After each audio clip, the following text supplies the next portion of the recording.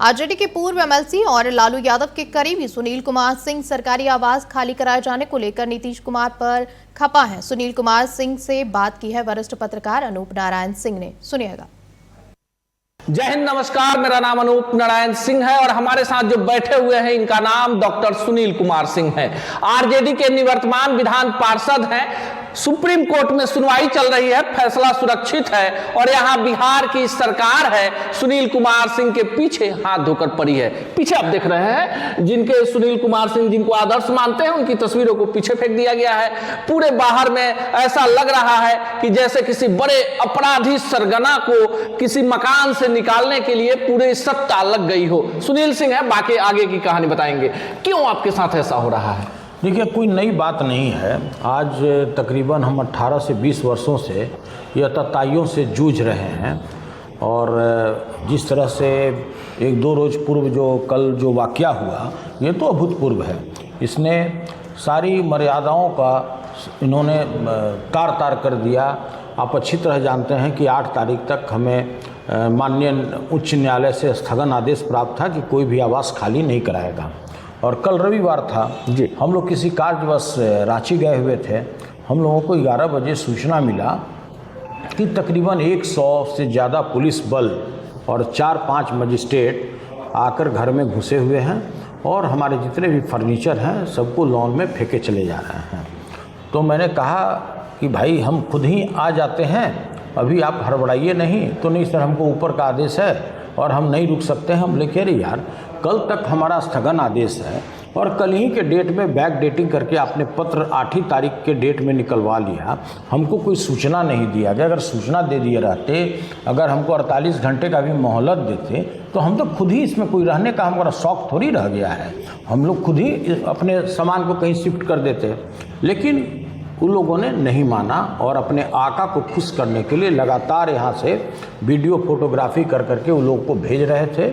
और तकरीबन जिस समय हम 5 बजे पटना पहुँचे कल, तो मैंने देखा कि मेरा लॉन में सारा सामान छितराया हुआ है। और तब मैंने पैकर्स वाला को बुलाया और कहा कि भाई कम से कम जो सामान को इन लोगों ने मतलब भद्दे तरीके से बाहर लॉन में फेंक दिया है उसको कम से कम आप रैपिंग कर दीजिए ताकि हमारा सामान डैमेज नहीं हो। और अभी भी देखिए उसी रखा हुआ है। तो भाई ये तो अभूतपूर्व है। और जिस तरह का सारे मर्यादाओं को ये लोग ताक पर रखता है, हमारे मामले में जिस तरह से हमारे ऊपर लगातार जुल्म और सितम ढाता चला जा रहा है, किसी से छुपा हुआ नहीं है। मात्र पलटू राम बोलने से हमारी सदस्यता ले ली गई। और मैंने क्या कहा था? मैंने ये कहा था कि देखिए, बिहार की प्यारी जनता आपको पलटू राम के नाम से पुकारती है। मैंने ये भी नहीं कहा कि हम बोल रहे हैं। और मैंने क्या कहा? मैंने ये कहा था कि सांप जिस तरह प्रतिवर्ष केचुल अपना छोड़ता है, उसी तरह हमारे माननीय मुख्यमंत्री जी प्रतिवर्ष अपना दल बदलते रहते हैं। मैंने यही तो कहा था। क्या गलत कहा? आज भी आप अगर गूगल में लगा लीजिए, आप जब बाहर जाइएगा तो देखिएगा गूगल में जैसे आप सर्च कीजिएगा कि पलटू राम और बिहार, तो देखिए किसका तस्वीर निकलेगा और किसका नाम निकलेगा। हम तो कोई ऐसा अजूबा बात बोले नहीं जिससे मेरी सदस्यता ली जाए। सदस्यता अगर लेना ही था तो सदस्यता उनका जाना चाहिए था जिसने महिलाओं, देश के सभी महिलाओं के प्रति जिस तरह से अभद्र भाषा का इस्तेमाल किया, अमर्यादित भाषा का इस्तेमाल किया कि जो कोई भी सभ्य समाज उसको स्वीकार नहीं कर सकता है। और आप दोनों सदन में वैसी भाषा का उपयोग किए और आप सदस्यता मेरा ले रहे हैं। सदस्यता तो आपका जाना चाहिए। और उसी तरह देखिए, कल जिस तरह से 100 पुलिस बल आकर और 4 मजिस्ट्रेट आकर के हमारे सामान को फेंके जा रहे थे, तो ये तो बेशर्मी का हद है ना। आज भी पटना में 25 ऐसे सरकारी बंगला हैं जी, जहां पर अनऑथराइज तरीके से सत्तारूढ़ पार्टी के लोग उसको ऑक्युपाई किए हुए हैं। आप यहां से निकलिए जी और निकल करके भी चितकोहरा ब्रिज के जस्ट नीचे उतरिए और एयरपोर्ट के जैसे ही रास्ते में आप जब जाइएगा तो कॉर्नर पर एक तिरहुत भवन आपको लिखा हुआ मिलेगा। आपका बपौती है क्या? कोई सरकारी बंगला में अपना तिरहुत भवन बंगला भवन लिख सकता है क्या? कोई नहीं लिख सकता। और किस हैसियत से आज तक आप उसमें हैं? लेकिन सरकार जो है यहाँ पर 2 दृष्टिकोण से कानून चलाती है, विपक्ष के लिए अलग और सत्तारूढ़ पार्टी के लिए अलग।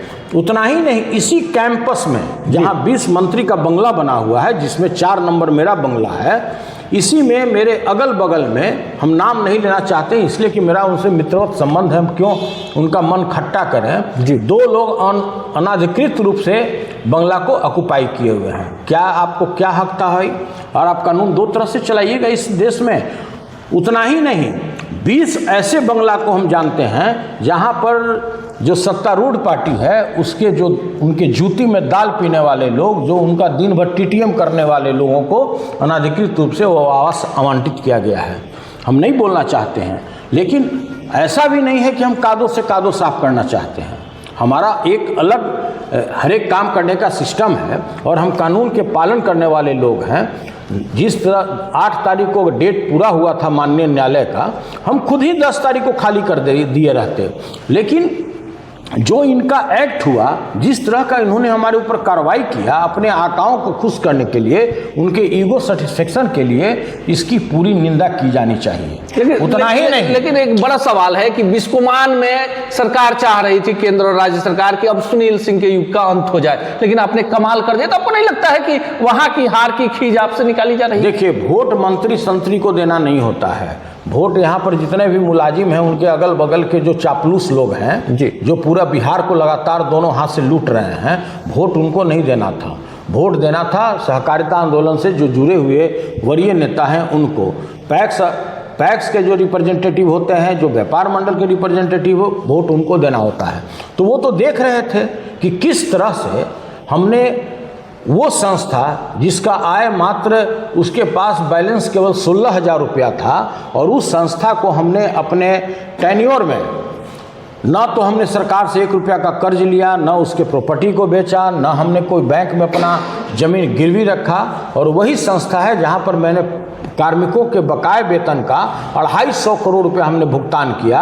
और उतना ही नहीं, 1 तारीख को 1.5 करोड़ रुपया हम उसको मासिक तनख्वाह भी दे रहे थे। उतना ही नहीं, अगर बिहार में अगर किसान अगर उर्वरक का सही मूल्य जाना, तो उसका एकमात्र श्रेय है बिस्कोमान को। हमारे पूरे निदेशक मंडल ने उसकी दृढ़ इच्छा से पूरे राज्य के किसानों को निर्धारित मूल्य पर उर्वरक मुहैया किया गया। आज स्थिति क्या है? आज स्थिति यह है कि इस राज्य के किसानों को 266 रुपये 50 पैसा के बजाय जो उर्वरक मिलना चाहिए, यूरिया मिलना चाहिए, आज 600 रुपया में उसको ब्लैक लेना पड़ रहा है। लानत है ऐसे सरकार पर जो अपने राज्य के गरीब किसानों को निर्धारित मूल्य पर उर्वरक उपलब्ध नहीं कराए। और आप कहते हैं कि सरकार है, दिन दहाड़े यहाँ पर हत्याएं हो रही है, दिन दहाड़े सैकड़ों गोलियां चल रही है। सरकार को इसकी चिंता नहीं है कि उसको कैसे विधि व्यवस्था को कंट्रोल किया जाए। चिंता क्या है कि डॉक्टर सुनील कुमार सिंह के सामान को, उनको आवास में 2 घंटा भी नहीं रहने दिया जाए और उनके सामान को रोड पे बिखेर दिया जाए और उसका वीडियो लेकर के अपने आकाओं को दिखाया जाए और उनको उनके जो सीने में जो लगातार प्रतिशोध की भावना रहती है उसको शांत किया जाए। तो देखिए, यह तो भाई अभूतपूर्व है और इस तरह का घटना न कभी आप देखे होंगे न सुने होंगे। आज बिस्कोमान की बात आपने किया, आपने हमारे बिहार विधान परिषद में सदस्यता की बात की। आज बिस्कोमान का इलेक्शन 15 महीना से चल रहा है और अभी तक संपन्न नहीं हो सका। 2 बार उसका जो निर्विरोध चुनाव हो गया उसको रद्द किया गया, 5 बार टाइमिंग में रिशेड्यूल किया गया, उसके कार्यक्रम में फेरबदल किया गया, 1 बार रिकाउंट भी कराया गया। उस समय रिकाउंट कराया गया जिस समय देश के प्राधिकार के अध्यक्ष और उपाध्यक्ष खुद इस यहाँ पर उपलब्ध थे, बिस्कोमान के ऑब्जर्वर के रूप में, पटना के डीएम इसके रिटर्निंग अफसर थे। फिर भी 9 दिन के बाद बगैर कोर्ट आदेश का रिकाउंट हुआ। कहीं सुने थे क्या कि 9 दिन के बाद भी अपने से सुई मोटो कोई आदमी रिकाउंट करा दे? फिर भी वो लोग हार गया, पूरा हमारा फिर से पैनल रिकाउंट में भी जीता।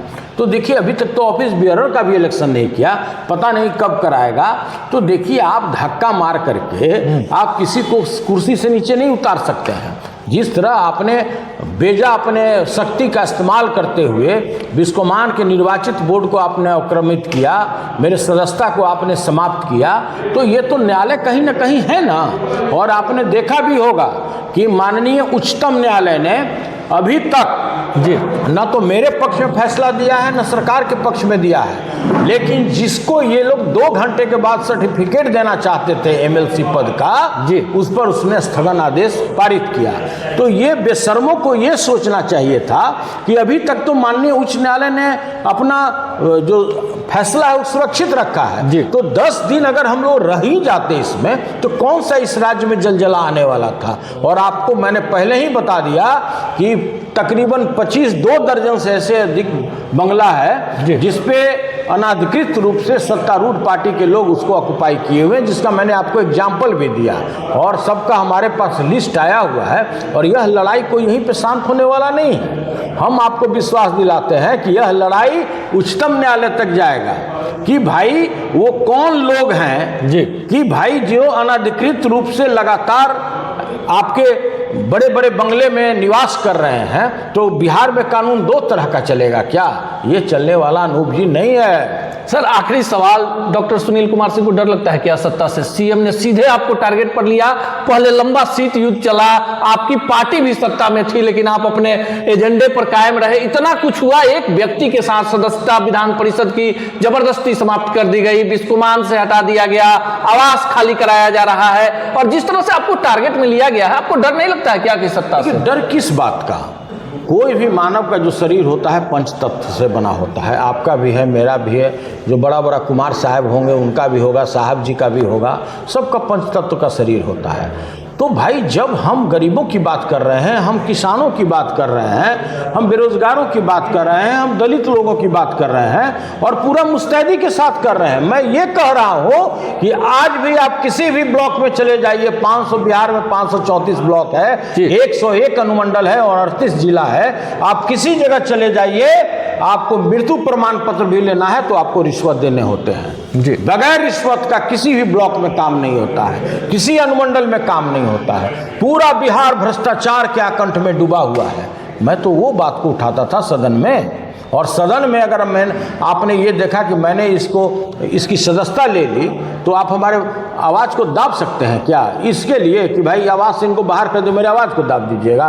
अरे भाई ऐसे 100 आवाज़ भी अगर छोड़ना पड़ेगा तो सुनील जी के आप आवाज़ को बंद नहीं कर सकते हैं। हम किसानों के बारे में, किसानों के साथ जो उत्पीड़न हो रहा है, उसको सताया जा रहा है, उसका शोषण हो रहा है, लगातार उसकी बात को हम उठाते रहेंगे, लगातार गरीबों की बात उठाते रहेंगे, लगातार दलितों की बात उठाते रहेंगे, अल्पसंख्यकों की बात उठाते रहेंगे और जो बेरोजगार है उसकी भी बात उठाते रहेंगे। मेरे आप आवाज को नहीं दाब सकते हैं। यह है डॉक्टर सुनील कुमार सिंह और इनका साफ मानना है कि सत्ता चाहे जितनी भी साजिश कर ले, सच बोलना नहीं छोड़ेंगे और मुद्दा आधारित जो बातें हैं उसे सदन के बाहर भी उसी प्रमुखता के साथ उठाते रहेंगे। आपको क्या लगता है कि डॉक्टर सुनील कुमार सिंह के साथ जो हो रहा है उसके साथ बिहार की जो भ्रष्टाचार की लंबी कहानी है उस पर पर्दा डालने की कोशिश है? इसी के साथ देश दुनिया की तमाम खबरों के लिए देखते रहिए TNP न्यूज़। नमस्कार।